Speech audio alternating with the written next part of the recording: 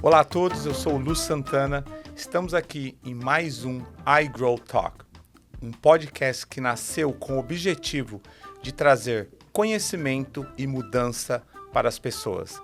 E hoje eu tenho o pastor Elis Augusto. Pastor, seja bem-vindo, é um prazer receber o senhor aqui. Prazer é nosso, Lúcio, estar com vocês, participando desse projeto, desse desafio, né? E estou à sua disposição para responder o que você quiser me perguntar. Que bom. Eu queria conhecer um pouco mais do senhor e para que as pessoas também soubessem um pouco como foi a sua jornada, o que te motivou talvez sair do Brasil, qual foi o objetivo. Fala um pouco para a gente. Certo.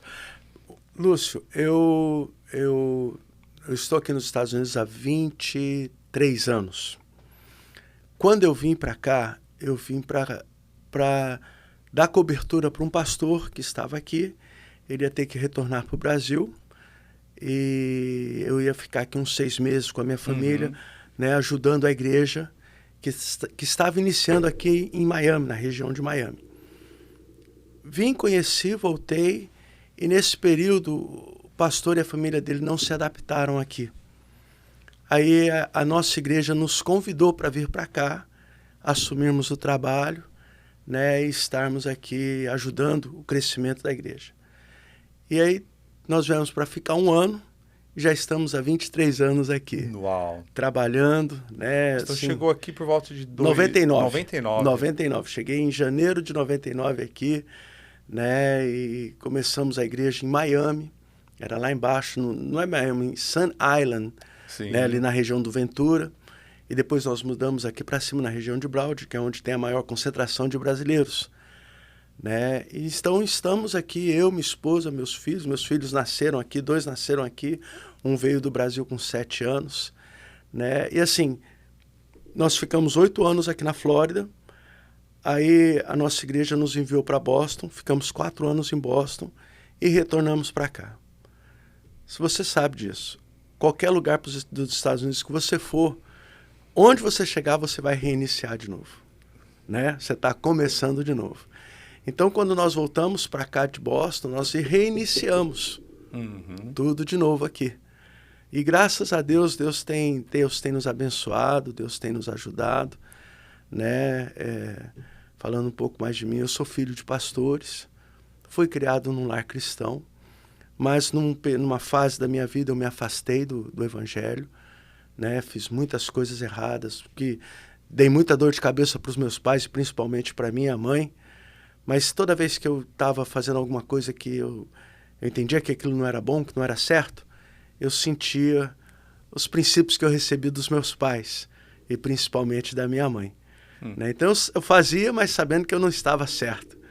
Né? Até que um dia realmente eu tive um encontro com Deus e aí a minha vida começou a mudar, a história da minha vida começou a mudar a partir daí. É interessante que a gente nunca esquece o que a mãe, o pai ensina, né?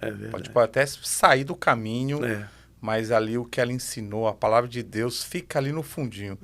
Pode estar fazendo errado. Exatamente. Mas no fundo ele está falando, puxa vida, você tem que voltar.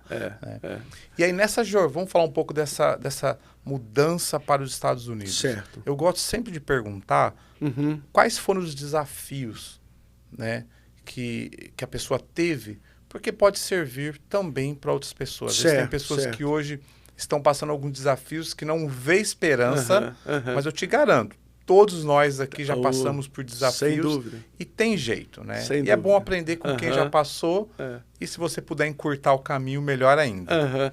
Não, Lúcio, assim, a grande realidade é que a maioria dos brasileiros, quando vem para cá, eles vêm pensando que eles vão ter um pé de árvore no fundo de casa, que é só ali pegar o dinheiro, né, e gastar. Que não é a realidade, né? E muitas vezes o que acontece? As pessoas chegam aqui e de repente vem o desespero, que foi o que aconteceu conosco, né? Nós não estávamos, assim, vou dizer 100% preparados para essa mudança, porque é uma mudança completamente radical, estrutura, cultura. Filho pequeno. Né? Filho pequeno. Não, eu tinha o meu filho que veio do Brasil, ele estava com 6 anos. Né? Chegou aqui, com 1 mês que nós estávamos aqui, minha esposa engravidou. 2 meses nós ficamos sabendo que era gêmeos. No 3º mês, ela teve um deslocamento de placenta, ela ficou 6 meses em cima da cama. Uau. E nós tínhamos uma vida muito ativa, muito trabalho, né, igreja, e envolvendo com as pessoas e ajudando, muitas pessoas vindo e a gente tendo que ajudar, e aí sobrou tudo para mim, né? Então, assim, a princípio, no começo, foi muito difícil. Mas, quando nós temos o pé no chão, né, e eu vou falar de como eu penso, quando nós temos Jesus Cristo como nosso referencial, nós conseguimos vencer. Nesses 22 anos, passaram várias pessoas por nós. Pessoas que ficaram e venceram. Uhum. Hoje você tem o Milton, que é seu amigo, também você conhece. Sim. O Milton está 8 anos aqui, e assim, ele está vencendo, está prevalecendo, né? Mas como também já tivemos pessoas que desistiram no meio do caminho, né? Desistiram, recuaram. E, infelizmente, pessoas assim, elas nunca vão conseguir descobrir se elas poderiam vencer ou não. Pararam no meio do caminho. Pararam no meio do caminho, não tem como, né? Então, a nossa realidade aqui, no começo, foi muito difícil. Mas hoje, eu posso dizer que eu sou um homem realizado. Eu tenho os meus 3 filhos, o João, o Pedro e o André. A diferença dos gêmeos para o João é de 7 anos, né? Um dia uma pessoa me perguntou assim, pastor, o que o senhor define de um homem de sucesso? Eu falei, olha, depende do que você entende de sucesso. Eu falei, sucesso para mim é o que eu vivo dentro da minha casa. Eu tenho os meus 3 filhos comigo. Hoje eu tenho eles me ajudando dentro da igreja. Eles têm o próprio ministério deles dentro da igreja. Eles têm a profissão deles. Eles têm o trabalho deles, né? Eles já têm uma vida completamente independente, mas eles estão junto de mim. Se eles têm um referencial, eu posso falar com orgulho, eu sou o referencial da vida deles. Eles seguem os meus caminhos. É interessante que eu vejo que a maioria das pessoas pegam a palavra sucesso. Uhum. O que é sucesso? E é definido em ter dinheiro. Exatamente. Conquistas que às vezes a sociedade colocou para definir o que é sucesso. Para definir o que é sucesso. E na verdade sucesso é o que para você é o mais importante. Exatamente. Então para você, os seus 3 filhos estarem firmes na igreja, te ajudando e tendo você como referencial, tá aí. O maior... Opa, o telefone tocou aqui. Desculpa, gente. É o maior sucesso. Exatamente. Então eu vejo que essa confusão da sociedade ou alguém querer colocar para você o que você... definir o que você tem que ser, eu acho que é um dos maiores erros. Não, Lúcio, tem assim, mesmo biblicamente, a Bíblia fala muito sobre prosperidade. De nós sermos prósperos, nós sermos bem-sucedidos. Você entende? E tem muitas pessoas que definem essa palavra prosperidade só questão financeira. Como é que o senhor define prosperidade baseado na Bíblia? A palavra o que Jesus Cristo falou para os discípulos?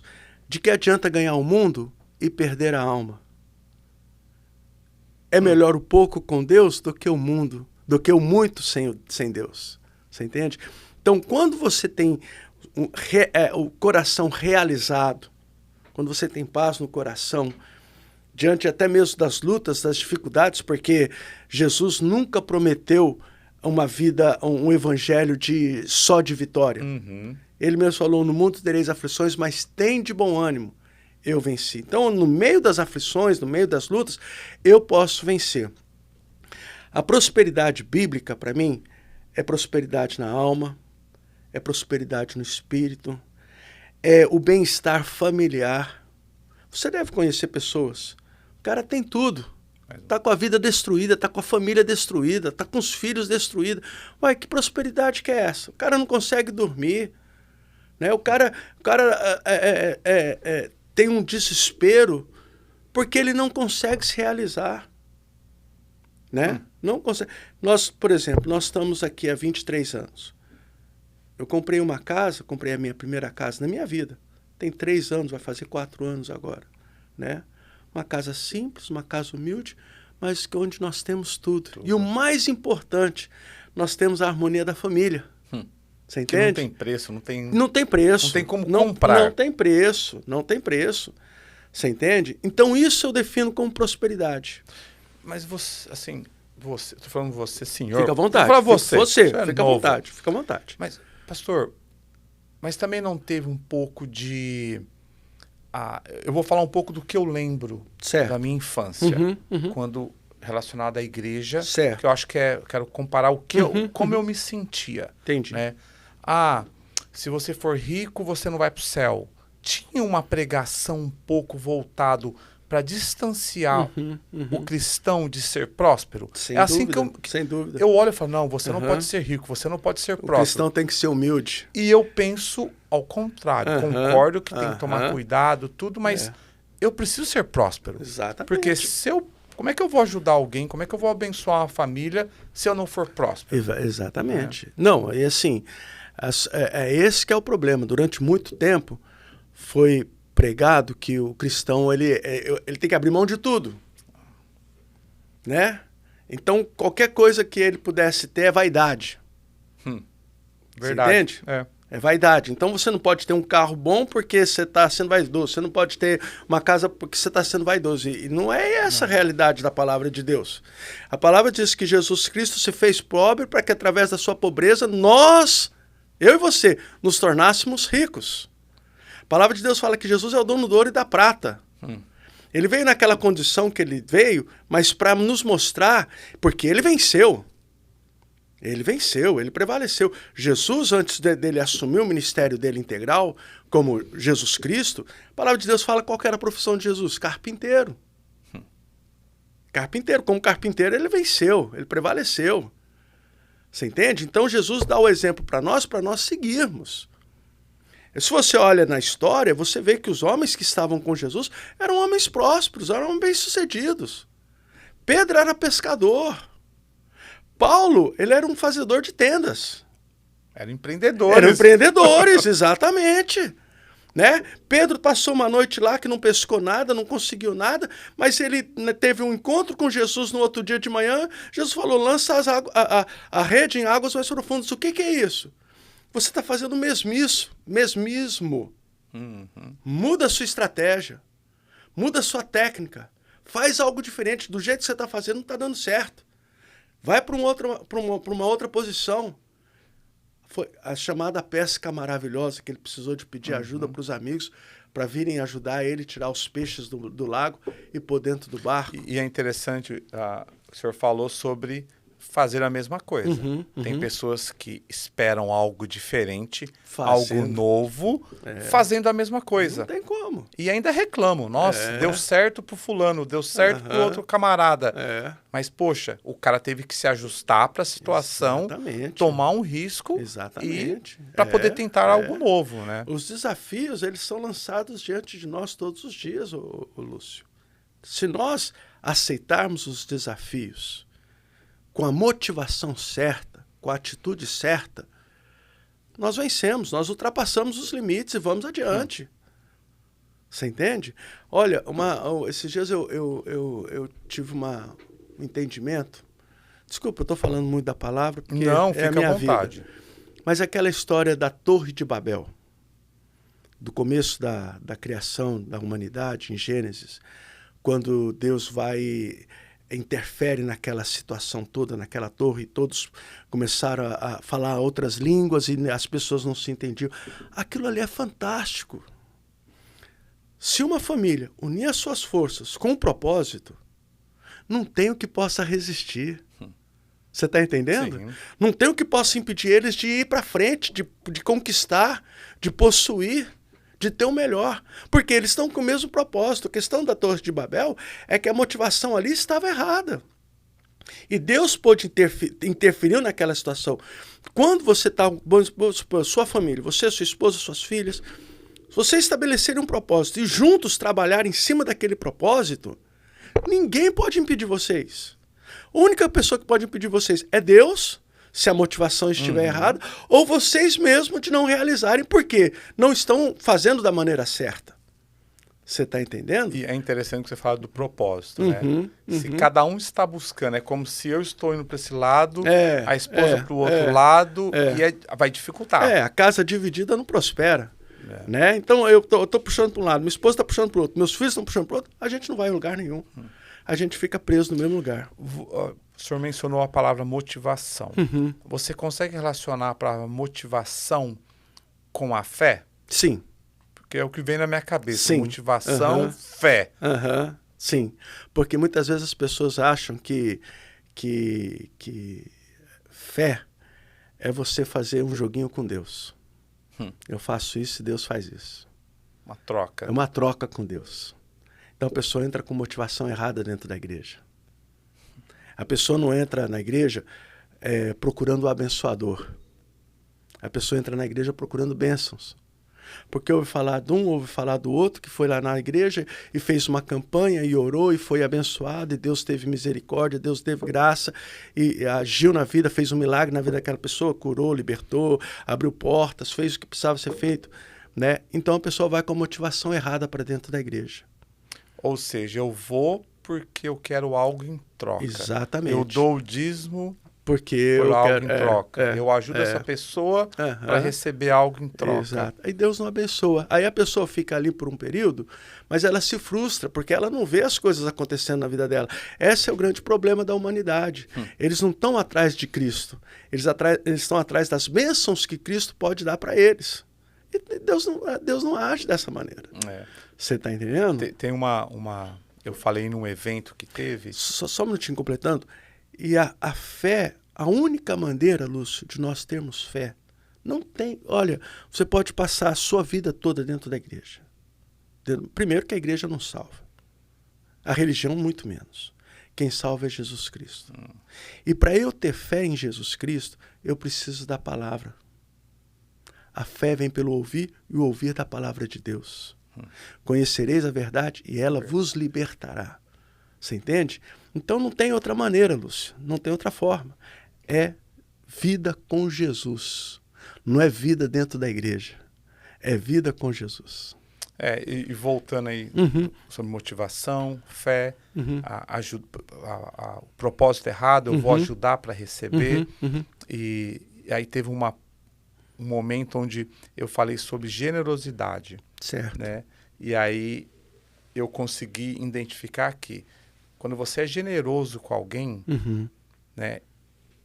Mas principalmente quando a pessoa não tem nada para te dar em troca. Porque às vezes a tendência é você querer ser generoso com alguém... Recebendo algo em troca. Recebendo algo em troca. É verdade. Mas é interessante, para mim, o que me trouxe, virou a chave, foi que quando você é, principalmente com quem não tem nada para te dar, aí é onde Deus entra. Exatamente. Porque ele fala, tá bom então. Tá vendo? Exatamente. Você fez para essa pessoa algo que ela não tem como te devolver nada. Exatamente. Mas eu vou devolver para você uma algo. Uma coisa que as pessoas confundem muito, o Lúcio, dízimo e oferta. É muito diferente um do outro. Dízimo é um mandamento estabelecido por Deus. E a palavra dízimo, no Aurélio, no dicionário, você leia lá, significa 10%. O dízimo, ele traz proteção sobre a sua vida financeira, sobre os seus bens. Você entende? Você protege quando você é fiel no seu dízimo. A oferta é um passo de fé, é uma demonstração de amor. Aí entra a generosidade. Você entende? Aí você faz, não é porque você quer receber em troca de alguém, da pessoa. Você faz porque você tem esse coração aberto, disposto a ajudar, disposto a abençoar. Se você faz querendo receber algo em troca, você deixou de ser generoso. A recompensa aqui você já tem. Vou fazer algo para você, me dá isso aqui em troca. Acabou, tá tudo certo, você já teve ali no momento. Né? Então, assim, a generosidade, e lá em Provérbios fala que o generoso prosperará, né? Então, assim, quanto mais generoso você for, mais você é abençoado na sua vida. E é interessante que tem pessoas que não conseguem entender, né? Qual é o princípio de ser generoso. Certo. E o senhor tem algo para falar, talvez, para que a pessoa que está nos ouvindo, nos vendo, possa, puxa vida, eu deveria ser mais. Porque, para mim, é algo que é normal. eu consigo praticar a generosidade, primeiro porque eu entendi claramente quais são os benefícios. Nós não podemos ser também, não, eu entendo. Certo. Até porque a Bíblia fala, seja generoso, principalmente com aqueles que não têm nada para te dar. Porque aí eu vou te abençoar. Né? Mas eu vejo muita dificuldade nas pessoas de entender esse princípio. Lúcio, ser generoso é ter um coração desprendido do que você tem. Tem pessoas que elas são presas. Não, isso aqui é meu. Eu lutei muito para conseguir esse caneco aqui. Eu não reparto ele com ninguém. Né? Então, ela se prende às coisas que ela possui. E o generoso, ele é desprendido. Isso para mim é generosidade. Às vezes até taxado como bobo, né? Exatamente. Nossa, porque ajuda bobo. tanto, ajuda... Nossa, você está ajudando de novo? Tô. Quem me deu foi Deus. Quando eu entendo que o que eu tenho não é meu, foi Deus quem me deu. E eu me coloco na posição de mordomo. O que é um mordomo? Aquele que cuida de algo que está à sua responsabilidade. Né? O mordomo é o que cuida. Né? Então, quando eu entendo que o que eu tenho não é meu, mas é de Deus, e eu estou cuidando, e a hora que ele pedir para essa pessoa necessitada, para aquela pessoa com problema, para aquele que dá, né, eu tenho desprendimento para dar, Deus me abençoa muito mais. E é interessante essa parte que fala que Deus te dá para cuidar. Exatamente. Então eu acho que nós temos que entender talvez o ponto, né, o limite onde, peraí, eu vou ajudar todos que pedem, ou eu vou ter que ter um discernimento para também poder Tem que ter um definir. Discernimento, exatamente. Mas eu tenho um ponto sobre isso. Eu acho que tem hora que você não pode querer buscar justificativas para ajudar alguém. Se você for buscar o tempo todo justificativo, você não ajuda ninguém. Exatamente. Porque você sempre vai encontrar. Então, eu tenho algumas bases. Poxa, tem pessoas que você já tem um histórico da pessoa. Então, você julga porque você tem histórico. E tem pessoas que você não tem histórico. E a proposta de você ajudar a pessoa apareceu. Se você pode, você tem como servir aquela pessoa, faz e não pensa. E eu analiso muito também quantas vezes eu falo não. Olha que interessante. Para mim, foi uma forma de medir. Peraí, eu estou falando não para todo mundo? Será que eu estou ficando apegado ao dinheiro porque eu estou ficando, como se diz, mais consciente que eu não tenho obrigação de ajudar? Então, eu cuido muito nessa parte. Não fica buscando muita justificativa, senão você vai achar um monte para não fazer. Eu acho interessante, Lúcio, tem um ditado popular que a gente usa muito em São Paulo, sou de São Paulo, que fala assim, nem tanto ao céu, nem tanto à terra. O equilíbrio está no meio. Né? A gente tem que tomar cuidado com os extremos. Tem pessoas extremadas com as coisas. Sim. E elas perdem o equilíbrio, a direção, o discernimento para fazer as coisas. Então a gente tem que ter o equilíbrio para tudo. Né? Você tem que saber quando a pessoa realmente está precisando de ajuda ou se é uma pessoa que gosta de ficar recebendo ajuda sem fazer esforço. O tempo todo. Você entende? Então você tem que ter, como você falou, você tem o histórico da pessoa. Pô, não é a primeira vez que eu estou ajudando. Eu ajudei bem. Né? Não, ela tem que também fazer alguma coisa. Ela também tem que se esforçar. Não é só vir receber isso, receber aquilo, receber isso. Não. Né? O Evangelho de Cristo não é isso. Jesus mostra o caminho, você tem que seguir ele. Né? Jesus fala, não olha nem para a direita nem para a esquerda, olha para o centro. Centro é quem? Jesus, você tem que me seguir. Sim. E Jesus, aí você passa por lutas, passa por dificuldades, mas você recebe ajuda quando você está fazendo a sua parte. Você entende? Então, realmente, a gente precisa ter aí um equilíbrio, né, na questão de também ser generoso com as pessoas. Né? Porque a pessoa também, ela também tem que se posicionar e falar, não, hoje eu estou recebendo ajuda, mas amanhã eu vou ajudar. Vou ter para ajudar. Você entende? Eu não vou só receber, não, eu vou também poder ajudar outras pessoas. Eu tive uma experiência uma vez, um senhor na minha igreja, lá no Brasil, rapidinho, Lúcio, ele chegou em mim e falou, pastor, eu vou participar de um casamento e eu não tenho dinheiro, eu precisava comprar uma gravata e eu não tenho dinheiro, será que o senhor não poderia me emprestar uma? Eu falei, claro, vou emprestar sim para o senhor. Era um senhor já de idade. Se na época eu estava com uns 30 anos, ele já está com seus 60 anos, né? Eu falei, não, vou emprestar. Falei com a minha esposa, eu peguei a melhor gravata que eu tinha, Lúcio. Uma gravata bonita, assim. Emprestei para ele. Ele ficou feliz, foi pro casamento, fez padrinho e tal. Ele foi me devolver, eu falei, não, é sua. É sua. Que é isso, pastor? Eu falei, não, é sua. Fui fazer uma viagem, porque eu fui pregar numa igreja, né? E quando eu cheguei naquela igreja, o pastor virou para mim e falou, ô Elis, um amigo meu falou, olha, eu quero te dar algo. Eu falei, tá bom, o que é? Ele falou, não, olha, tá aqui, ó, pegou uma caixa, tinha umas 15 gravatas de seda, novas, que ele nunca tinha usado. Ele falou, olha, eu não tenho o hábito de usar gravata, toma, fica para você. Uau. Quando eu sou desprendido, Deus dá muito mais para nós. E é interessante que você deu não esperando. Agora eu vou receber. Quem vai me dar? Não, de jeito nenhum. Eu acho que você tem que aprender isso. Eu vou ajudar exatamente. Sem esperar nada em troca. Não, foi uma surpresa. Foi uma surpresa, porque eu cheguei em casa, depois eu estava sozinho, quando eu cheguei em casa, falei, olha aqui, Sil, olha o que aconteceu aqui. Falou, o que é isso? Eu falei, não, eu ganhei 15 gravatas de seda. Ela deu risada, porque assim, a gente não estava nem pensando, nem imaginando que ia acontecer uma coisa dessa. E é exatamente assim o que acontece, Lúcio. Quando você é desprendido, você tem que ser desprendido. E dá para ser, pastor? Dá. Você tem que praticar. Dá, exatamente. Eu vejo que quando a pessoa não faz, eu falo, pratica. Mas é fácil para você porque você tem. Mentira. Começa com o que você tem. Porque, lembra, não é o valor, mas é o gesto, é a atitude que demonstra se você está apegado ou não. Então, tem uma pessoa que eu sempre pagava o almoço para ele. Aí eu falei assim, poxa, eu vou desafiar essa pessoa. Vem aqui, quando que você vai pagar um almoço para mim? Aí ele, não, quando eu puder.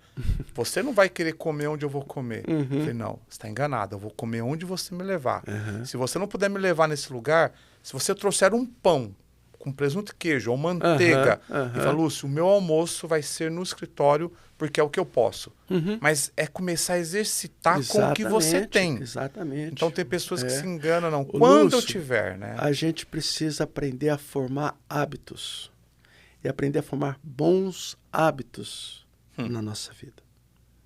Quando você aprende a formar os bons hábitos, você tem o retorno das coisas boas. A nossa vida, ela é feita por escolhas, né? Você tem o direito de escolher o que você quer. Você tem o direito de escolher o que você vai comer. Você tem o direito de escolher o que você vai vestir. Você tem a liberdade de escolher. Só que a gente não pode esquecer uma coisa. As nossas escolhas podem trazer consequências boas e podem trazer consequências ruins. Você pode escolher. Mas depois você não pode culpar o outro porque o resultado não foi o que você esperava. Verdade. Você está entendendo? Então, não, eu assumo, né? Eu escolhi, agora eu tô pagando pelo erro da escolha que eu fiz. Né? Então, é assim, quando eu formo os bons hábitos, né, eu automaticamente começo a caminhar para as boas escolhas. Para as escolhas que vão trazer um resultado positivo na minha vida. Eu participei de uma palestra onde a pessoa ilustrou algo que eu achei não consigo esquecer. Ele fala aqui, Lúcio, o Lúcio de hoje é o que o Lúcio do passado fez. O Lúcio de hoje aqui, presente, ele vai determinar o que o Lúcio do futuro vai receber. Exatamente. Então, ele vai se alimentar bem? Ele vai ter uma programação financeira? Ele vai tentar investir, separar um dinheiro, tomar decisões corretas, ele vai deixar de fazer algo hoje para que possa ter um benefício no futuro, ou ele vai simplesmente sabotar por um momento que ele quer viver hoje, sabotando o futuro. Então é interessante. É verdade. É aquilo que as pessoas muitas vezes fazem, elas queimam as etapas, né? Elas queimam as fases, né? Tem um pastor que eu conheço, ele brinca falando que a vida são fases que nós vamos... É igual o videogame. Você vai passando por fases, vai subindo e vai crescendo, né? E é a realidade.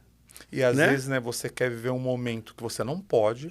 E coisa simples, tá? Desde um carro. Exato. Desde morar num lugar que talvez você não deveria hoje, para talvez se encaixar num grupo de amigos, mas você está sabotando aqui, ó, hoje, o seu futuro. É o ego, né? O ego. É o ego, alimentando o ego, né? Querendo mostrar para os outros o que ele não é.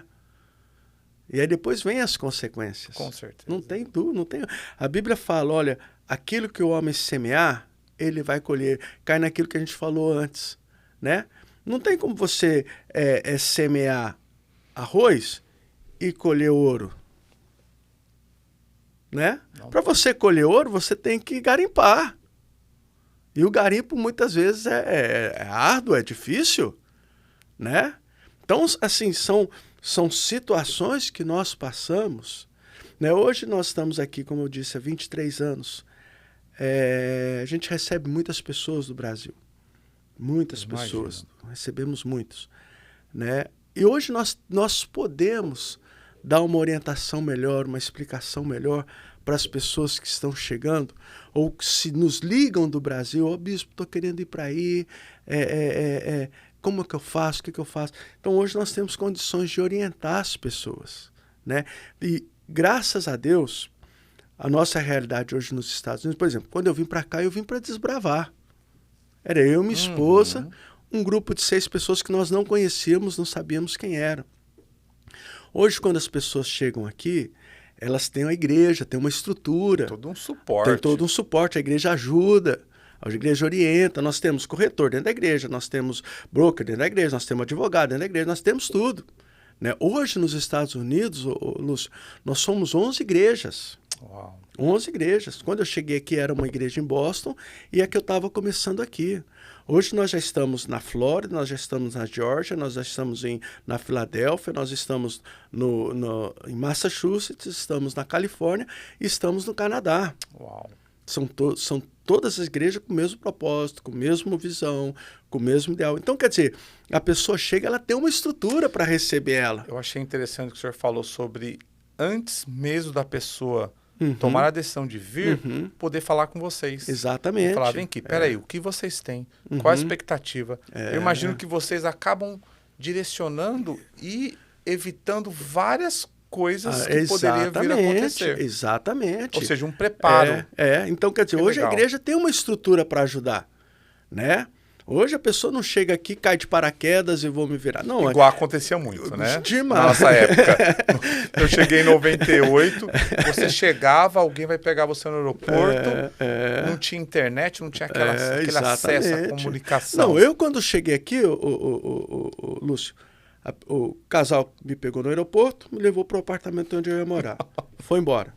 No outro dia chegou o pastor de Boston para me mostrar como é que eu ia para a igreja. Não tinha celular. Exato. Então eu tive que ver como que fazia para ir para a igreja, porque isso foi no sábado. No domingo à tarde ele foi embora. Aí eu falei para minha esposa, e agora? Não temos celular, não conhecemos as pessoas, como que nós vamos fazer? Né? Então hoje não, hoje a igreja tem uma estrutura para ajudar, para orientar, para mostrar. Né? Legal. A pessoa liga do Brasil, já fala, olha, o que você quer fazer? Não, porque eu vou fazer isso. Então o caminho é esse. Olha, você vai chegar aqui. Nós recebemos agora um casal que veio do Brasil. Tem 2 semanas que eles estão conosco aqui, vieram de São Paulo. Né? Quando eles entraram em contato conosco, porque eles precisavam ver casa, escola, falei, olha, a irmã fulana de tal vai ajudar vocês. Né? Eles do Brasil já entraram em contato com essa irmã já começou a ver lugar, valores, o que vai precisar. Exatamente, fez uma análise do que eles tinham e do que eles precisavam e do que eles podiam. Que papel importante que vocês isso é fazem. Importantíssimo. Isso traz uma paz para a pessoa que está vindo. E a falta de conhecimento. Pensa, a pessoa chega, ela acredita que ela precisa de $10 mil ou 15, o que for, baseado no que ela espera. Aí vocês chegam e falam, antes de vir, não, peraí, se a expectativa sua é que seu filho estude em tal escola, isso, você não consegue agora, se organiza melhor, onde entra o planejamento, para tudo na vida, né? Exatamente. Né? E hoje a igreja pode ajudar. E a gente faz isso com prazer, sabe, Lúcio? Assim, eu já tive oportunidades, vamos dizer assim, de ganhar muito dinheiro aqui. Mas eu não vim aqui para isso. Outra proposta. Eu vim aqui para servir a Deus. Se algum dia eu não puder mais servir a Deus e fazer do jeito que eu faço, eu e minha casa, eu e meus filhos, eu e minha esposa, né? Eu não tenho por que estar aqui. Você entende? Minha família toda está no Brasil, a família da minha esposa está no Brasil. Perde o propósito. Se for para ganhar dinheiro somente... Exatamente. Não, é lógico que a pessoa veio para ganhar dinheiro, mas Sim. Não é no meu caso, você entende? O que eu tenho, o que eu ganho, eu estou muito feliz, Deus tem abençoado, Deus não deixa faltar, Deus supre as nossas necessidades. Hoje eu vejo os meus filhos, eu sempre falo, eu tive uma vida muito difícil quando era pequeno. Meus pais eram pobres, né? Mas meus pais conseguiram dar para mim e para os meus irmãos uma vida melhor do que ele teve, que os pais deles deram para eles.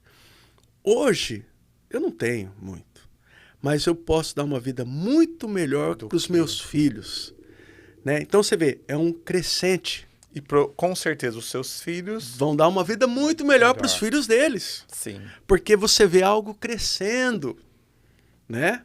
Não é algo que está estagnado, não, está crescendo. É verdade. Você entende? Hoje meus filhos, um é administrador, o outro faz arquitetura, o outro faz engenharia mecânica. Uau. O futuro deles, o meu filho mais velho, hoje ele trabalha naquela empresa Citrix. Não sei se você já ouviu falar. Sim.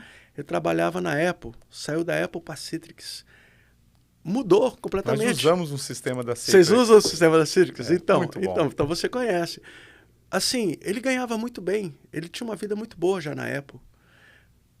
Multiplicou, dobrou. Só que há 1 ano atrás, ele fez um propósito com Deus.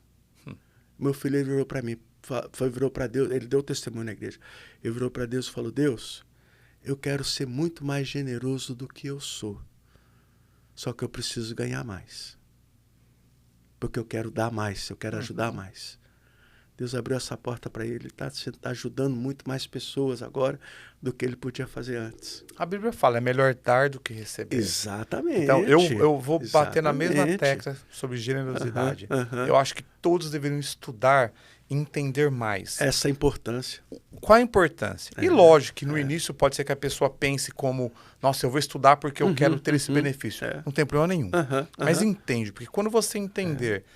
E mais do que o benefício futuro que possa vir, eu não sei se quando o senhor já sentiu esse sentimento de ser generoso, para mim, além de eu entender a proposta qual é, o sentimento que me dá no momento quando eu tenho atitude, não tem preço. Só ali, para mim, eu já acho que já valeu a pena. É verdade. Sem dúvida nenhuma, Lúcio, sem dúvida nenhuma. Esse princípio da generosidade. Lúcio, olha, pensa comigo. A palavra fala assim, porque Deus amou o mundo de tal maneira que deu seu único filho, para que todo aquele que nele crê não pereça, mas tenha vida eterna. O que você der não vai ser. Não pode ser comparado com o que Deus fez por nós. Tá ali já o... Acabou. E ele não quis nada em troca.